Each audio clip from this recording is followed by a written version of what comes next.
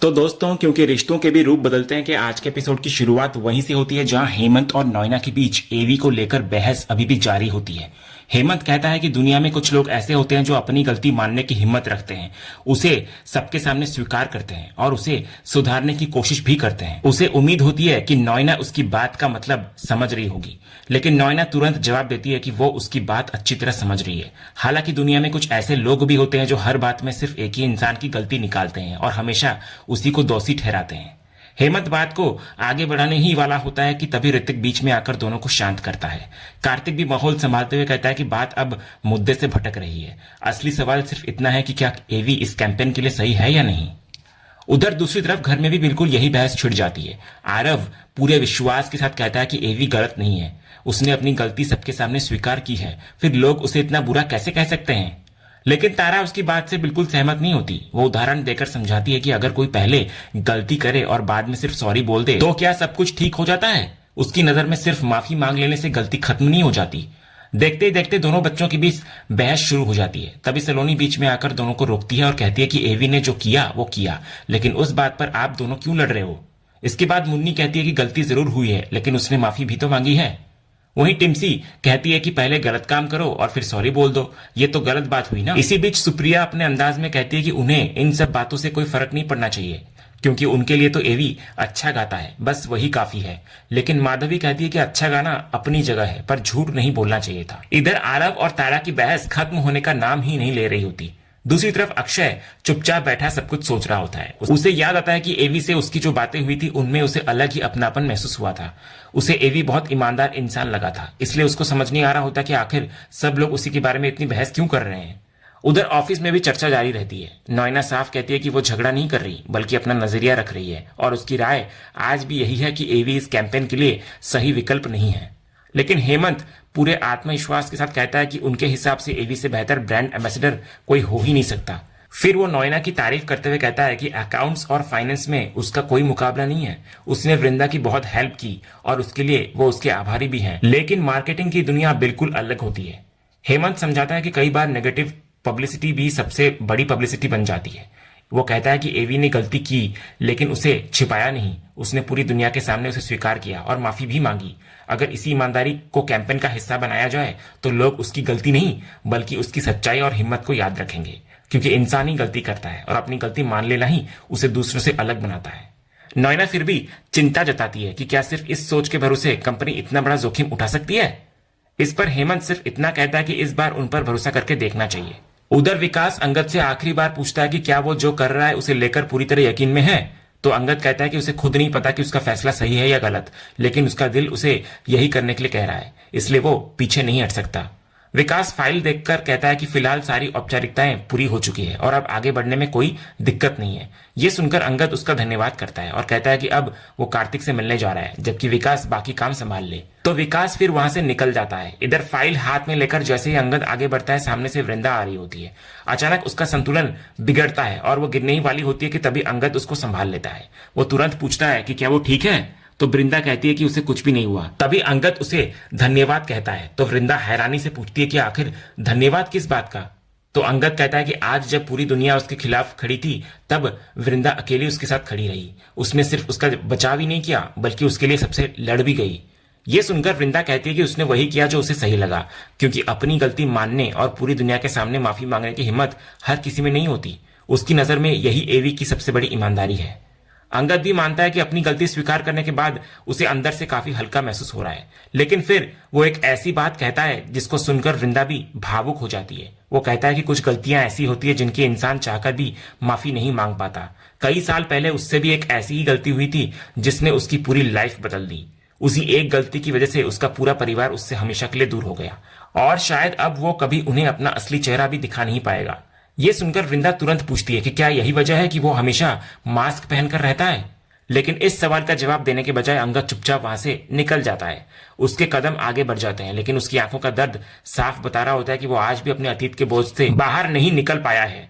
दूसरी तरफ मिताली एक नई चाल चलने के इरादे से कार्तिक के कैबिन में पहुंचती है। वो एक फाइल दिखाते हुए कहती है कि उसमें बहुत सारी गलतियां हैं और उसको तुरंत देखना जरूरी है। बात करते करते वो जानबूझकर बार बार कार्तिक के बेहद करीब जाने लगती है। तो कार्तिक उसकी हरकतों से असहज महसूस करता है और कहता है कि वो फाइल छोड़ दे, वो बाद में देख लेगा।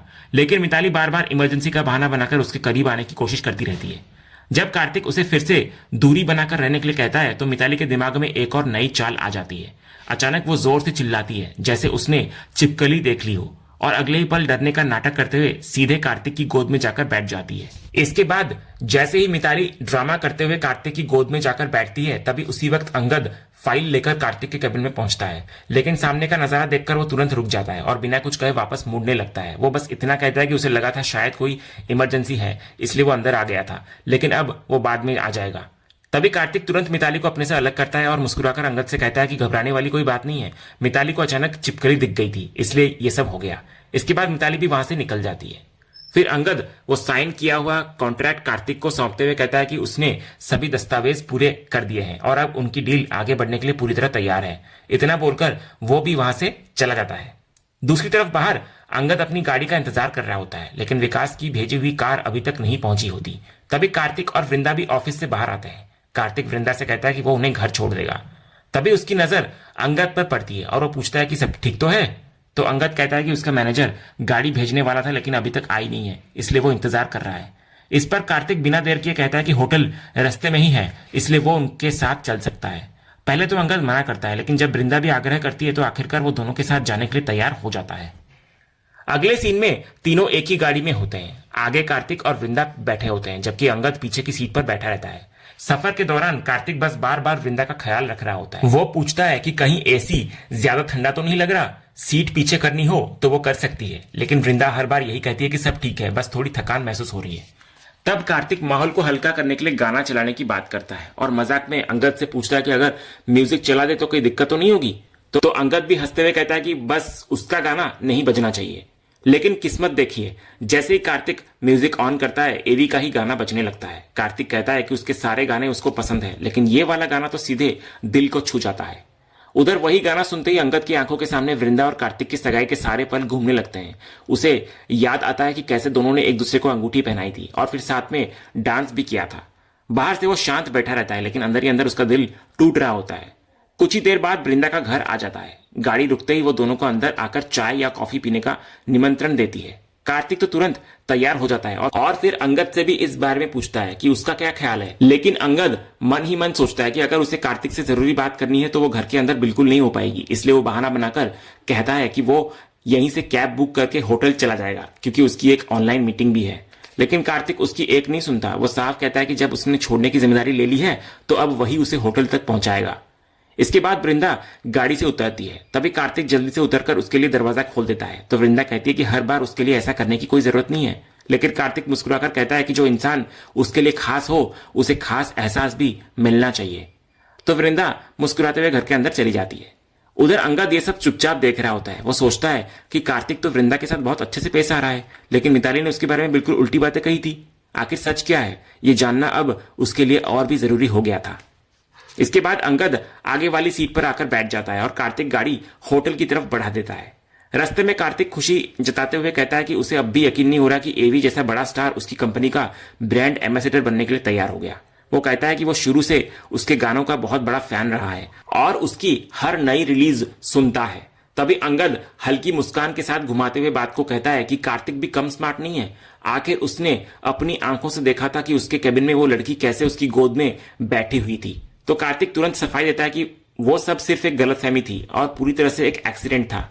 इस पर अंगद गंभीर होकर बोलता है कि अगर सच में वो सिर्फ एक गलती थी तो ठीक है, लेकिन एक दोस्त होने के नाते वो सिर्फ इतना कहना चाहता है कि कभी कभी छोटी सी गलती भी इतनी बड़ी बन जाती है कि इंसान को पूरी जिंदगी उसका पछतावा उठाना पड़ता है। वो मानता है कि कई साल पहले उससे भी ऐसी एक गलती हुई थी जिसकी सजा वो आज तक भुगत रहा है। इसलिए वो दिल से चाहता है कि कार्तिक कभी कोई ऐसी गलती ना करे जिसका बोझ उसे भी लाइफ भर उठाना पड़े। अंगद की ये बात सुनकर कार्तिक उसको धन्यवाद कहता है। इसी बातचीत के बीच होटल भी आ जाता है। अंगद कार से उतरता है, कार्तिक का शुक्रिया अदा करता है और वहां से निकल जाता है। इसके बाद अगले सीन में हम देखते हैं कि घर पहुंचने के बाद वृंदा अक्षय को समझाने की कोशिश कर रही होती है। वो उससे कहती है कि अब बेवजह इतना तनाव लेने की कोई जरूरत नहीं है। उसने पूरे साल मेहनत करी है और अच्छी तैयारी भी की है। अगर अब आखिरी समय पर वो घबराएगा तो इसका असर उसके पेपर पर पड़ सकता है। लेकिन अक्षय की चिंता कम होने का नाम नहीं ले रही होती। वो कहता है कि उसका सिर्फ 1-2 बार ही रिवीजन हो पाया है, जबकि वो कम से कम 3 बार दोहराना चाहता था। उसे डर है कि अगर एक भी नंबर कम आ गया तो वो खुद को कभी माफ नहीं कर पाएगा। तो वृंदा उसको प्यार से उसका हौसला बढ़ाती है। वो कहती है कि वो बहुत होशियार है और उसे खुद पर भरोसा रखना चाहिए। अब बस दिमाग शांत रखकर सुबह ताजा मन से परीक्षा देने जाना है और हर सवाल आराम से पढ़कर हल करना है। तभी टिम्सी बीच में आकर माहौल हल्का करने की कोशिश करती है। वो मजाक में कहती है कि अक्षय ने तो फिर भी रिवीजन कर लिया, लेकिन उन्होंने तो किताब का पहला और आखिरी पन्ना ही देखा है, फिर भी वे रो नहीं रहे हैं। साथ ही वो छेड़ते हुए कहते हैं कि उसे पता है अक्षय इतना इसलिए परेशान है ताकि अगर वे कम नंबर लाएं तो चाची से डांट सुन सके। अक्षय तुरंत इस बात से इनकार करता है और कहता है कि वो इतना भी नहीं सोचता। वृंदा भी टिम्सी को डांटते हुए कहती है कि अब किसी को परेशान करने की जरूरत नहीं है, अगले दिन सबका एग्जाम है, इसलिए अब पढ़ाई बंद करके समय पर सो जाना चाहिए ताकि सुबह सभी का दिमाग बिल्कुल फ्रेश रहे। दूसरी तरफ अपने कमरे में बैठी वृंदा जैसे ही लैपटॉप खोलती है उसकी नजर एवी के मैसेज पर पड़ती है। उस मैसेज में एवी लिखता है कि उसने सबके सामने माफी तो मांग ली थी, लेकिन उसे उसका कोई जवाब नहीं मिला, इसलिए उसने सोचा कि एक बार व्यक्तिगत रूप से भी माफी मांग ले। वो लिखता है कि उसे अपनी गलती का पूरा एहसास है और वो माफी की उम्मीद भी नहीं कर रहा, लेकिन दिल से उसे अपने किए का बहुत पछतावा है। वृंदा कुछ पल सोचती है और फिर जवाब में लिखती है कि जो हो चुका उसे अब पीछे छोड़ देना चाहिए। वो कहती है कि इंसान से गलतियां होती है, लेकिन सबसे बड़ी बात यह होती है कि उसे अपनी गलती का एहसास हो और वो उसे स्वीकार करे, और एवी ने वही किया है और इसी बात की वो दिल से सराहना करती है। उधर ऑनलाइन बैठे अंगद को भी वृंदा का जवाब मिल जाता है, जबकि उसे पता नहीं होता कि वो वृंदा है। वो राहत की सांस लेते हुए लिखता है कि उसे बिल्कुल भी उम्मीद नहीं थी कि इतनी जल्दी उसे माफ कर दिया जाएगा। उसे तो लगा था कि शायद वो कभी उसे माफ भी नहीं करेगी। इस पर वृंदा मुस्कुराते हुए वही बात दोहराते हुए लिखती है जो पहले भी कह चुकी थी वो, कि अगर सच्चे दिल से माफी मांगी जाए तो माफी मिल ही जाती है। इसके बाद अंगद हिम्मत जुटाकर एक और बात लिखता है। वो कहता है कि अगर वृंदा बुरा ना माने तो वो कुछ कहना चाहता है, कि उसने उसकी जितनी भी कविताएं पढ़ी है उनमें हर शब्द के पीछे गहरा दर्द महसूस होता है। ऐसा लगता है जैसे उन अल्फाज को सिर्फ लिखा नहीं गया बल्कि जिया गया हो। इस पर वृंदा जवाब में लिखती है कि बिल्कुल उसी तरह ना जैसे एवी के गानों में भी दर्द साफ महसूस होता है। ये पढ़कर अंगद थोड़ा हैरान हो जाता है। वो पूछता है कि क्या इसका मतलब है कि वृंदा उसके गाने भी सुनती हैं? उसे भी हमेशा यही लगा था कि वो उससे और उसकी आवाज से बहुत नाराज है। तो वृंदा साफ करती है कि नाराजगी उसकी आवाज या उससे नहीं थी, बल्कि सिर्फ उसकी उस गलती से थी, और अब जब उसने अपनी गलती मानकर माफी मांग ली है तो वो गुस्सा भी खत्म हो चुका है। अंगद फिर लिखता है कि उसके एक दोस्त ने उसे सलाह दी थी कि माफी मांगनी जरूर चाहिए। सच कहे तो ये कदम उठाने में उसे बहुत हिम्मत जुटानी पड़ी। ये संदेश पढ़ते ही वृंदा की आंखों के सामने वही पल घूम जाता है जब उसने खुद एवी से कहा था कि अगर सच्चे दिल से माफी मांगी जाए तो माफी मिल ही जाती है। और इसी पल के साथ आज का ये एपिसोड यहीं पर खत्म होता है। तो दोस्तों, आपको क्या लगता है, क्या वृंदा ने सच में एवी को पूरी तरह माफ कर दिया है या फिर ये सिर्फ एक नई शुरुआत है? और जब सच सामने आएगा कि एवी ही अंगद है तब वृंदा का क्या फैसला होगा? अपनी राय हमें कमेंट में जरूर बताइए। अगर वीडियो पसंद आया हो तो इसे लाइक करें, चैनल को सब्सक्राइब कर लें और बेल आइकन को भी दबा दें। मिलते हैं अगले एपिसोड के अपडेट के साथ, तब तक के लिए धन्यवाद।